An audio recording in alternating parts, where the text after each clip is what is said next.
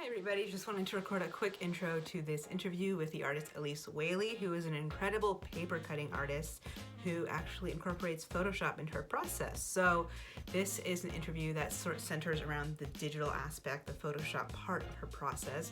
And if you're new here, my name is Leon Noten. I am a Photoshop artist and educator, and my thing is using Photoshop playfully and intuitively. I think it's an art form in and of itself that can be so therapeutic, and it has been for me. So I really love to share that aspect of it with other people. So without further ado, here is the interview, and I hope you enjoy. Thanks for watching. Welcome, Elise. Thank you for joining me today. So this is Elise, and I'm sorry, I'm not exactly sure how to pronounce your last name. You are fine. Most people don't know. It's Wehle. Wehle. When I met my husband, it took quite a while to learn it. So don't feel bad if you mispronounce it. Okay, I'm glad I know now, because I think we've been friends on Instagram for, I don't know, years. Probably a year or two. Yeah, it's been a while, a couple of years I think now. it's been more than that. I think it's been like 3 or 4, to be honest. Yeah. So yeah, obviously I really love your art. I've always been a really big fan. I'm such a huge fan of your patience and everything, the detail that you know, just the detail oriented nature of your work. I think it's really incredible. And yeah, so when I heard that you use Photoshop, I was like, oh, okay, this is really cool. I'm really curious to see how it factors in. So yeah, so to get started, I think, could you just share a little bit about your background, how you did paper cutting, and what's behind it? What's your motivation for it? Yeah, definitely. So probably my first experience with paper cutting was actually cutting stencils for graffiti and street art. Oh, really? So I would spray paint through them, and that was probably my first experience ever paper cutting. Was just actually using an X-Acto knife to create a stencil. It wasn't actually the final artwork. Okay. But from that, I've just always been really into these time-intensive processes. Ironically, it's so funny that Photoshop plays such an important role into my art, because I originally started paper cutting and doing these different kinds of methods with paper to get away from technology. Like, it was this time to just focus on my hands and meditate. And I would turn off my phone, I would turn off any music, and I would just like really be in the zone and try to connect with my body and my breath and all these different things as I cut paper. Um, so originally that's what my art was about, was kind of trying to distance myself from, this very digitally immersive world. Mm-hmm. But as my art grew more complicated, and as my patterns grew much more complicated, Photoshop became this invaluable tool to plan out my artwork. Because what I learned is that when you make a mistake with paper cutting, you can't take it back. Like, there's no like, Yeah. oh, okay, I'll just like make another drawing for that, or Right. And so Photoshop became this way of being able to see what I was going to create beforehand. So I wasn't just winging it, because I was quickly learning as things grew more complicated for my art, winging it was not going to cut it. I needed Mm-hmm. to see beforehand what I was cutting and where it was going to go. Okay. Yeah, I can imagine, once it gets more than a few designs, it's like it's so hard to, keep track of and make sure everything's, lined up and everything. For sure. Yeah. Okay. So, and did you mention how long ago that was that you started paper cutting? Yeah, so I was experimenting with stencils in college, and then it was after I graduated in 2013. So I Okay. graduated in 2012, and then in 2013, I started experimenting with paper cutting like full time. Like, Okay. realized I just loved the process, loved doing it, and that was feeding this need that I needed in my Hmm. creative process and needed in my life. So Awesome. Okay. And then let's see. So the actual process, like when you make a new piece, what's the first thing that you do? So the first thing, with my recent work, is I find a model and I take pictures, because my work's become very figurative based. I used to kind of experiment with landscapes and things like that as well. And now I'm kind of like all about the human figure. So all my work is portraiture. So the first thing I do is hire a model, and then, and I'll show a little bit of this at the end. Then I go into Photoshop with my picture of the model and figure out where I want the pattern to go on her.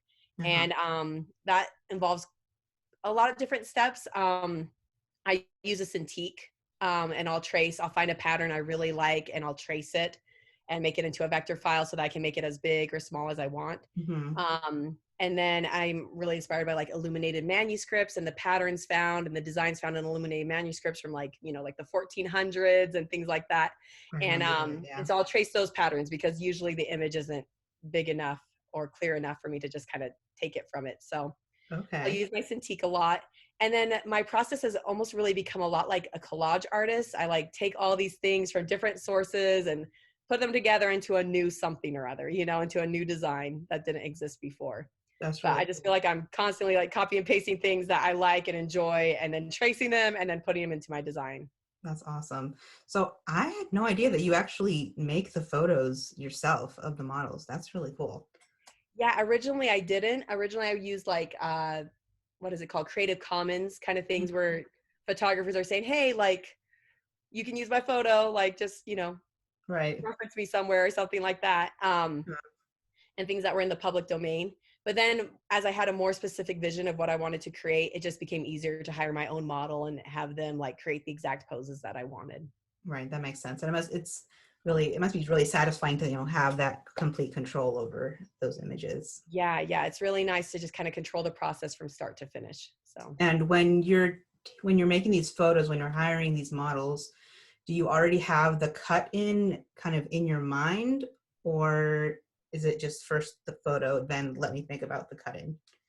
a little bit of both. So here I'll show real fast. I have my sketchbook, Okay, cool. my idea book, and it's not very Dark on probably doesn't make a lot of sense to someone who doesn't see what's going on in my head. But it's just like I usually start off with like a little scribble. Here, I don't know if this will Okay. work to the mic or not.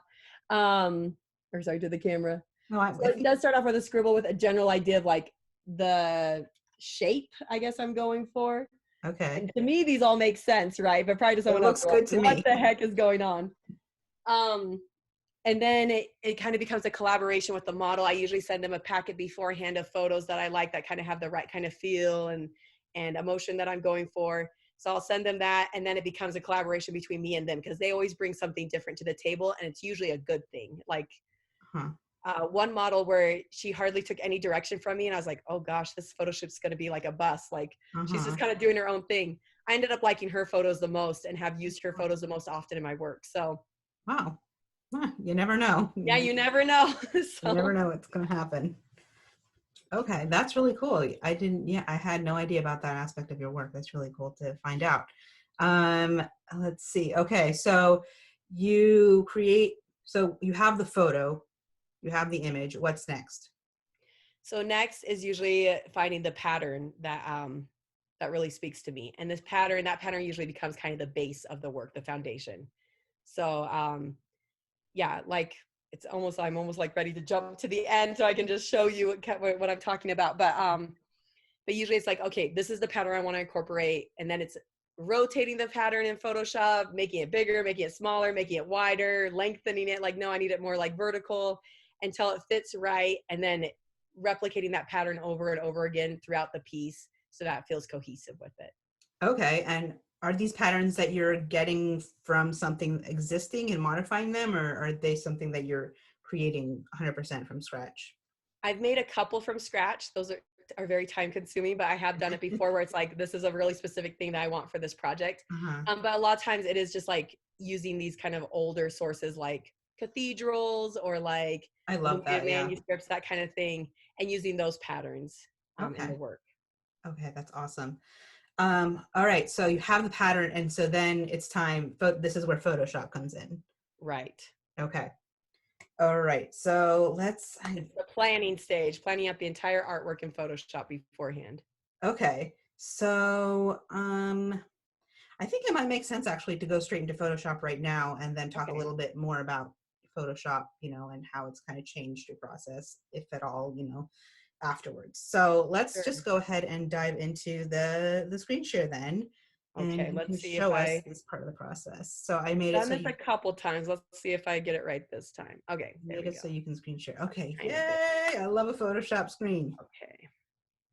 Is it gonna let me? Okay, I've Wow. never done a share screen with Photoshop before, so this is new for me. So is it showing up okay? Yeah, it's perfect. I can see everything. I've got seen all your history, character layers, color, Okay, there's motherhood1.psd. that fun stuff. So I'm a little embarrassed that we're doing this Photoshop thing because I am definitely like a self-taught noob in Photoshop. My husband, I'll just go to him for advice and help. But I feel like my Photoshops are very messy, like It's very okay. unorganized. Me too. I'm 100% self-taught too. And actually, I don't know if you follow Photoshop's Twitter account at all, but I don't, I should. they often like make fun of, not make fun of, but they bring some levity to it. Like, what's the most ridiculous file name, or do you name your layers? Like, no, only like crazy people name their layers, you know, Photoshop humor like that. So I really appreciate that about their They're a Twitter little account. So honest don't about it. like, I think most people are very, you know, everybody has their own way of using it, and everybody comes from a different place. So For it's all good. sure. Yeah, All I'm right. definitely, my So husband's taught me everything I know, and then some of it sticks and some of it doesn't. So, yeah. so this is an example of artwork I just completed called Cradled. And this is what my layout looks like. This is like the planning stage in Photoshop where I'm like, okay, the cutouts are going to fit over my drawing of her in this way. Mm-hmm. So we were talking a lot about the model and things like this. This was my original photo of Okay. her. And then I actually morphed it with another one to get her closing her eyes, which is this. So that's what the Okay. photo looks like underneath all of this pattern. So the top, the eyes closed, was a different photo. Yeah, and I merged their faces together. And Really cool. so hopefully, because there's so much pattern over, I was like, I think I can get away with some of the anatomical things that aren't perfectly lining Yeah. up. Yeah, but I merged two photos together so I could get her with her eyes closed because I love this pose from this photo, but I loved her eyes closed in a different photo. So Got it. combine those two together. And what did you use to kind of cut each part out? What's your preferred way to do that? Yeah, so I use the selection tool. Is it this one? Yeah. And the quick selection tool. Okay. And I use that to select the photo.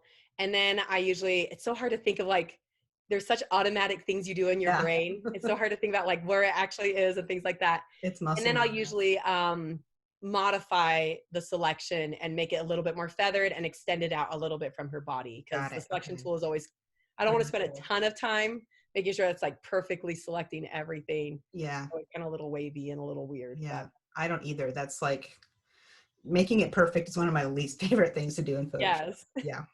Especially where I'm like, this isn't the final artwork. So I'm like, okay, I don't want to like have this become too painstaking, but Exactly. Yeah. Okay. so So then, you oh, sorry, go ahead. no, go ahead. So you have these two images together, and then you have the pattern.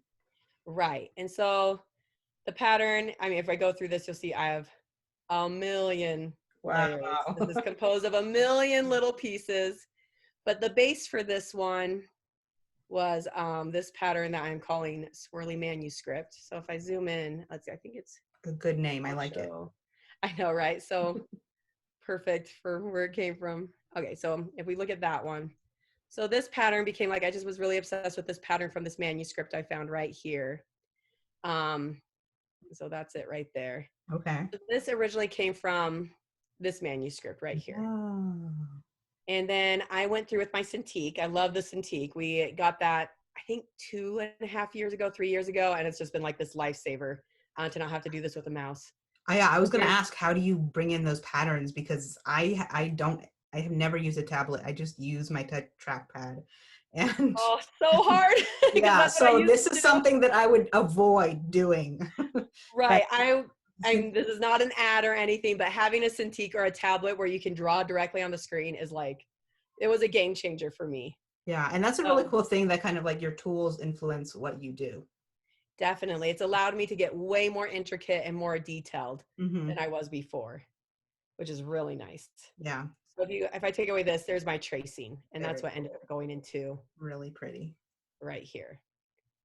And then that kind of became the foundation for everything else. So I used that pattern where I originally used it was in the center here, and that became really where it's like, okay, I'm building off of this triangular shape in the center, Got and it. then incorporated there, and then it was actually incorporated up here as well.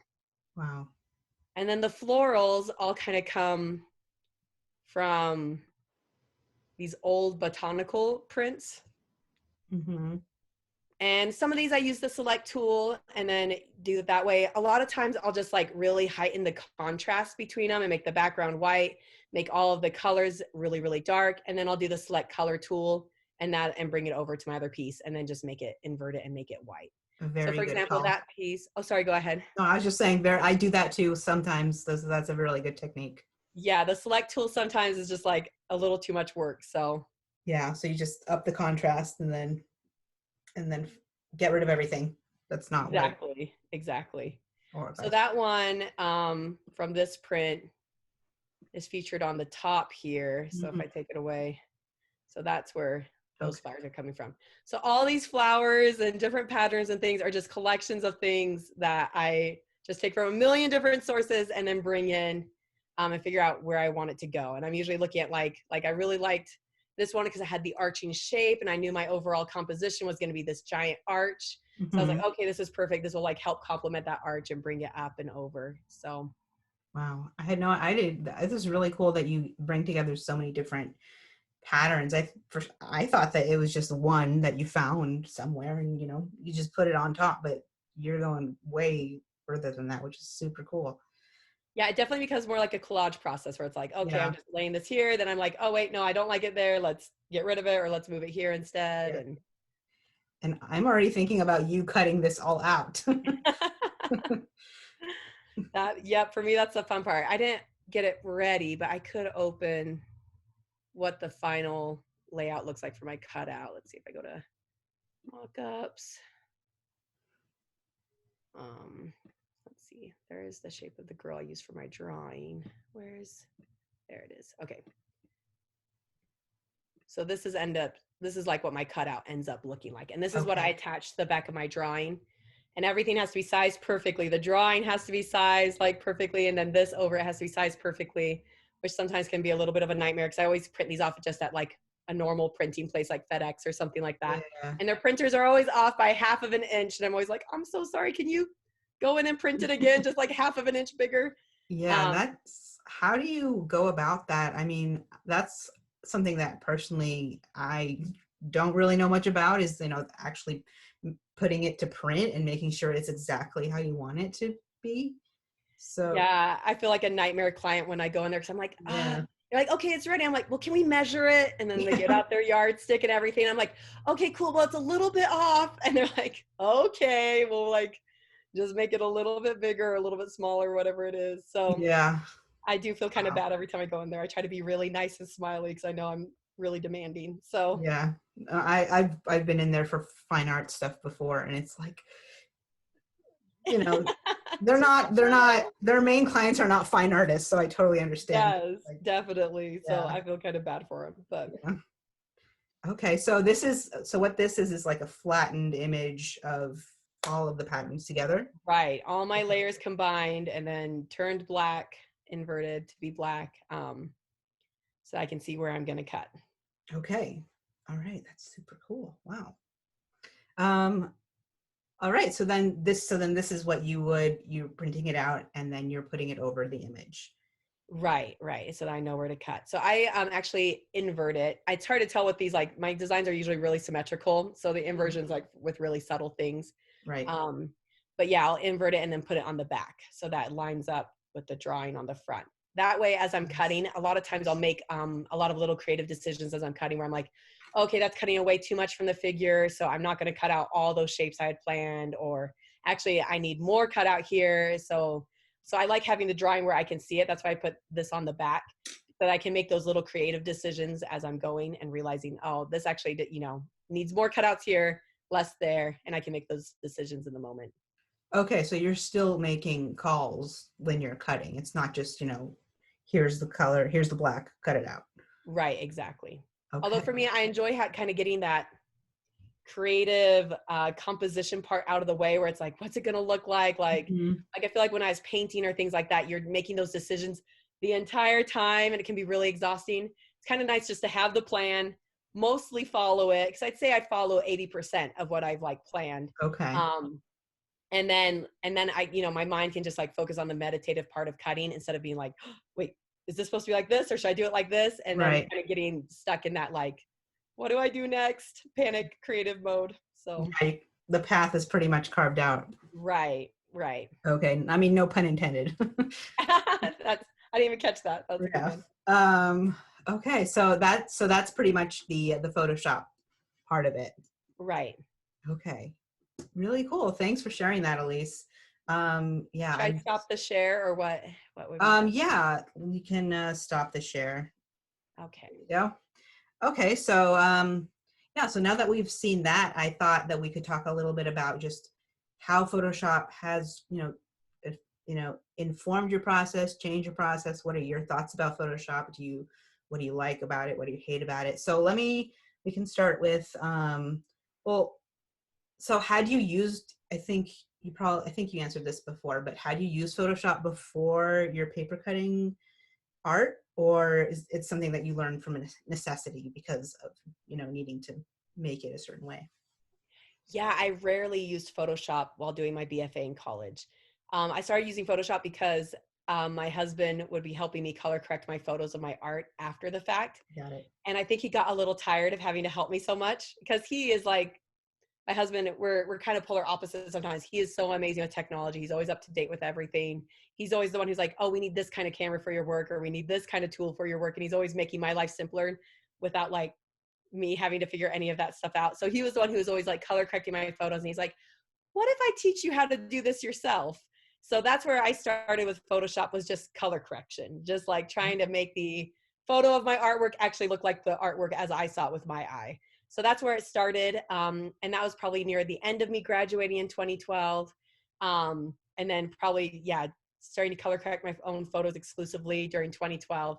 So by the time 2013 came down, I had a little bit of a foundation with Photoshop, but there was still a lot I didn't know how to do because I was still basically just using it for like color correction, not like Okay. actually creating something. Um, but then, yeah, as I grew more and more comfortable with it, having that foundation of kind of where the tools were and things like that, I started like experimenting with that more and realizing before, like my patterns were very basic. I had one pattern that I used for the entire piece, and that was it. And then with Photoshop, it definitely opened up a lot of doorways because it was like suddenly I was mixing patterns. I was mixing organic elements with the more like linear patterns, and just being able to bring so many different more elements into the piece. Mm-hmm. Whereas my early work, it's just really is just one thing. It's just one pattern throughout the entire thing, no variation. So it definitely, I think I started using it that way more. Not until probably like 2016 is when I started like mixing things together and creating new shapes and designs from it. Okay. Yeah, that's really cool to hear about that, because everybody has their own arc in it and Right. everybody comes at it from a different way. I remember like back in college, I was trying to print something that I had made in Photoshop at this print shop, and I was like making some last edits in the print shop, and this guy, like the guy who worked there, was just like nearby watching me do what I was doing. He's like, everybody has, this is really cool to watch you. Everybody has their own ways of doing it. So yeah, it's just, there's something for everybody in Photoshop, and you Definitely. can get to your own place your own way, which is one of my favorite things about it. Yeah, so what I have a question that is, how do you think using Photoshop has changed your process? I think maybe we pretty much touched on this, but do you think that there's any other ways that maybe Photoshop has like directions you've been able to take your work that maybe you wouldn't have without the digital aspect of it? Yeah, I think my work right now would be totally different and much more basic and less intricate without Photoshop. Like I'm trying to think if there's any other ways it's influenced it. Aside from that, we talked about the Cintiq and using that with Photoshop. That definitely has been a huge influence as well, just to be able to trace directly. Mm-hmm. Um, Whereas before I was painstakingly in Photoshop using my mouse to like slowly like erase lines and create new lines and things like that. And Don't that recommend was very hard. Did you Get it ever, for that. well, here's a little bit of like tool geeking out, but did you ever like use the pen tool at all? Not really. Not really. Guess I should look into that. Yeah, I mean, it's gotten a lot better. The pen tool has gotten a lot more dynamic and easy to use, but it can still be really painstaking, and it's like been my least favorite. But if I were doing it, that's probably how I would approach it if I didn't have Cintiq, which I don't. But yeah, but I can't imagine somebody might do the pen tool for everything that you're doing, but Ooh, it'd be intense with a mouse. Yeah, yeah. Well, yeah, I'm glad you have your Cintiq because otherwise it's a lot of Yeah, work. that was definitely a big game changer because, technology, it's so expensive and you're so worried like, okay, is this going to last me 5 years or is it going to be out of date even before Hmm. then? So it's so hard like weighing whether the purchase is worth it. But for Right. me, that one was worth it. So Okay, cool.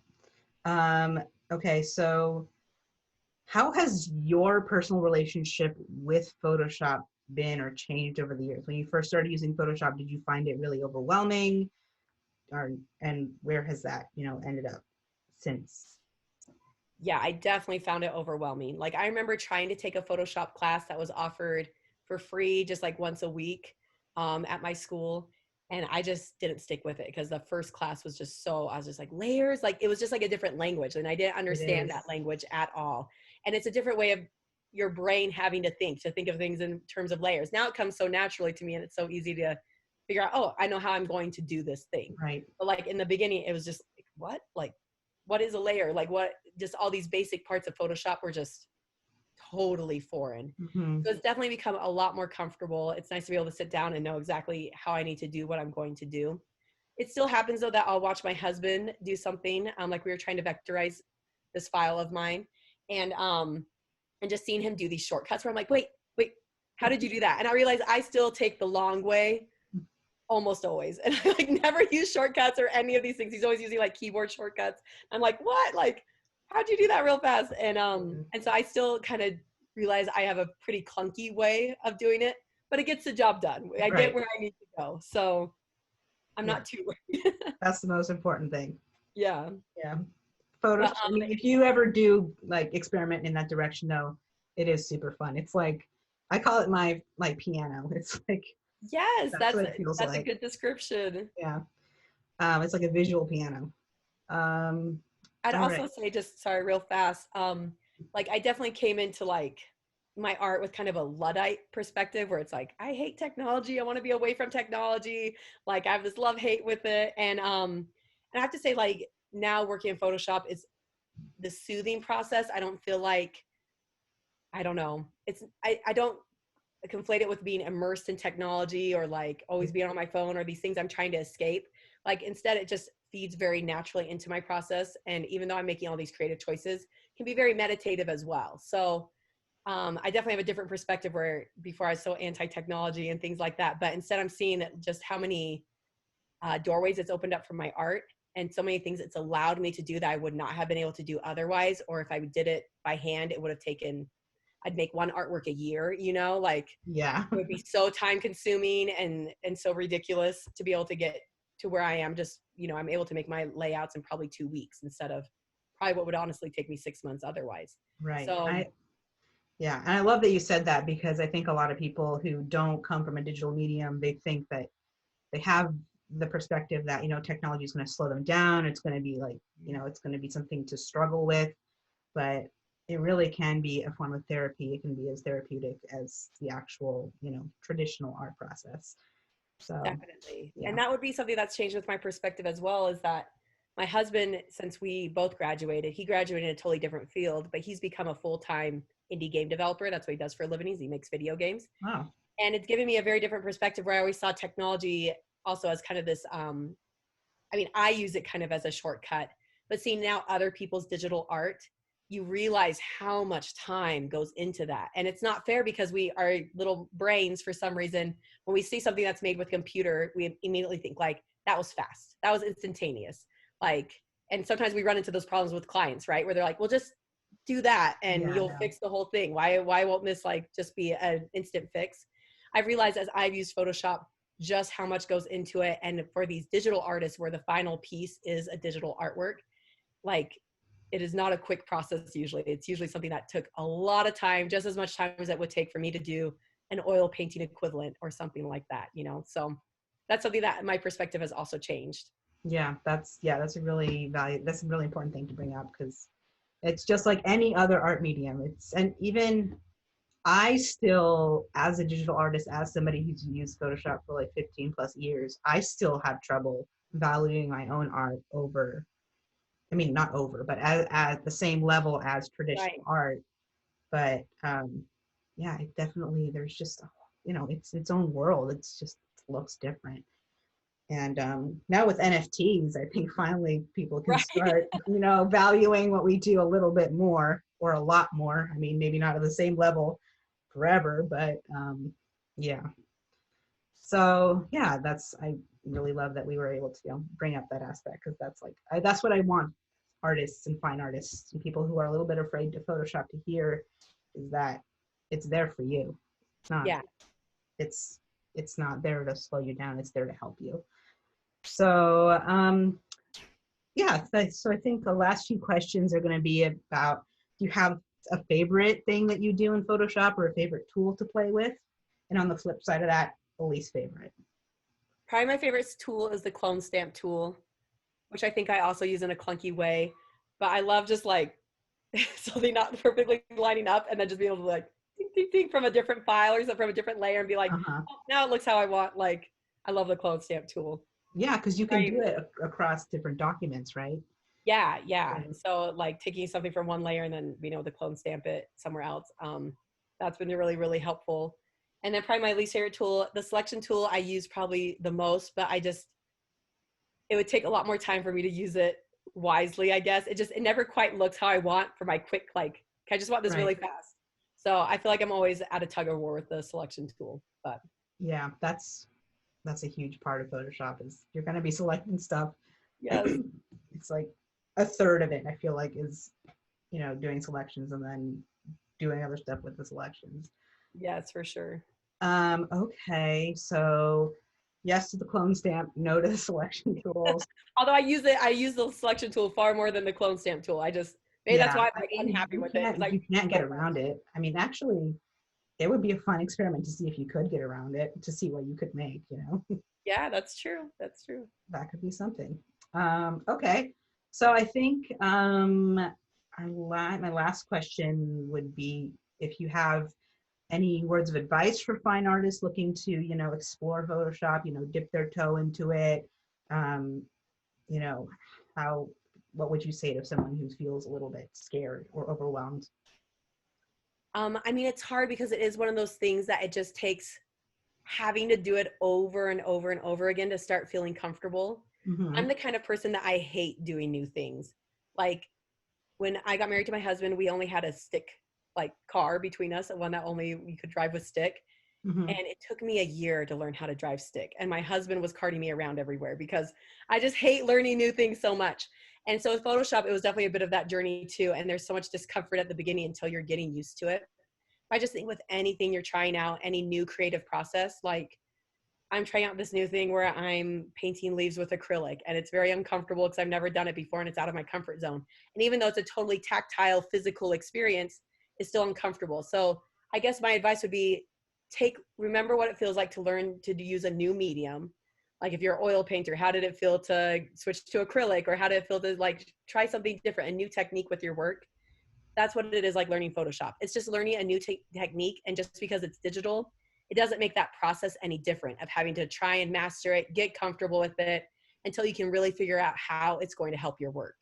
So I would just embrace it like you would any new medium in your art. It's just a new tool to try and get your art to where you want it to be. Awesome. I love that. Okay. Um, yeah, I mean, was there anything else that you wanted to add, or anything, like any anecdotes or anything about Photoshop that come to mind at all? Just that I think it is worth learning because even if you don't use it as a direct part of your process, like I do, being able to just color correct your own photos, like how I got started, is like such a huge, huge, especially in the digital age where we're sharing our work almost entirely digitally. Like, Mm-hmm. yes, there are people who are going to see your work in a gallery and see it actually in person. But for the most part, people are going to see your artwork as this little image on this screen, on your little phone, and that's how they're going to experience your art like 99% of the time. So being able to make your art look on that little screen how you want it to look and have it closely resemble how it looks in real life, Mm-hmm. that alone is worth learning Photoshop for. And then just with everything, I feel like as artists now we're our own marketers. We have to wear all these different hats to promote ourselves. So being able to like make that photo of you like at your desk with your tools to make it look good, just all these things that you can do with Photoshop is just so invaluable because we are creating our own brand, and we're the ones who are deciding to do it. And you might have this beautiful artwork, but if you don't know how to color correct it right, it's just, people are just going to scroll right by because it will not look professional. So I'd say even like if you don't incorporate Photoshop directly into your process, it's worth learning just so you know how to present yourself professionally online. That alone is a reason to do it. Yes, it's useful for so many different things. Yeah. But then hopefully from there, it becomes a thing where you're like, oh, I wonder if I could do this like it did for me, where it opens up other doors. Exactly. Yeah. So yeah, once you're in, there's so many other directions that you can go. Right, exactly. Okay, cool. Thank you so much, Elise. So where can people find you so they can look at and buy your beautiful work? So if you type in Elise Wehle, I'm pretty sure it will come up because I think I'm the only Elise Wehle maybe in the world. I think Maybe it not. might be. It's an unusual name, but you can find me at my website, elisewehle.com. I do have an online shop where I sell my originals and prints directly.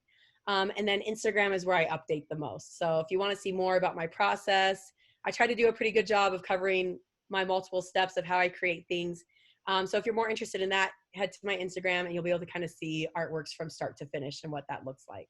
Yeah, I love those photos that you share of like you actually holding the patterns like in your backyard or something. Yeah, yeah. Like it Always using looks my like they're backyard about to as my fall apart. Okay, well, thank you so much, Elise. I think that's all I have.